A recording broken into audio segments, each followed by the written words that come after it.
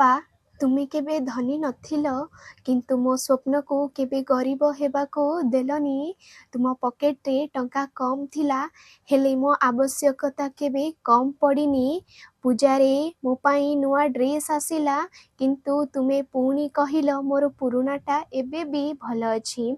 ସେତେବେଳେ ବୁଝିନଥିଲି, ଆଜି ବୁଝୁଛି ସେ ପୁରୁଣା ସାର୍ଟରେ ତୁମର ନୁହେଁ, ଆମର ଭବିଷ୍ୟତ ସିଲେଇ ହୋଇଥିଲା। ତୁମର ସେଇ ପୁରୁଣା ସାର୍ଟରେ ଆମ ଭବିଷ୍ୟତ ସିଲେଇ ହୋଇଥିଲା। ଦିନସାରା ଝାଳ ବୁହାଇ ଘରକୁ ଫେରୁଥିଲ, କିନ୍ତୁ ଘରେ ପଶିବା ଆଗରୁ ମୁହଁରୁ କ୍ଳାନ୍ତକୁ ହସରେ ଲୁଚାଇ ଦେଉଥିଲ। କେତେ ରାତି ତୁମେ ନିଦ ହରାଇଥିବ, ଆମେ କେବେ ଜାଣିପାରିଲୁ ନାହିଁ। କାରଣ ମଧ୍ୟବିତ୍ତ ପରିବାରର ବାପାମାନେ କାନ୍ଦନ୍ତି ନାହିଁ।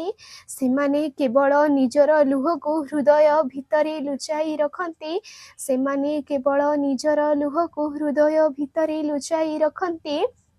ଆଜି ମୁଁ ବଡ଼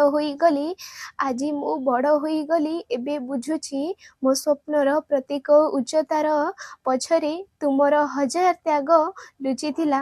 ଏବେ ବୁଝୁଛି ମୋ ସ୍ୱପ୍ନର ପ୍ରତ୍ୟେକ ଉଚ୍ଚତା ପଛରେ ତୁମର ହଜାର ତ୍ୟାଗ ଲୁଚିଥିଲା।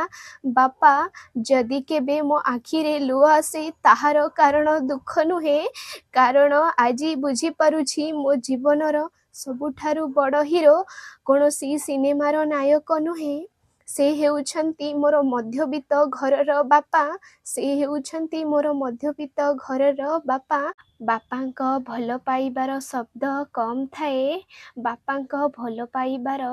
ଶବ୍ଦ କମ୍ ଥାଏ, କିନ୍ତୁ ତ୍ୟାଗର କାହାଣୀ ସାରା ଜୀବନ ପର୍ଯ୍ୟନ୍ତ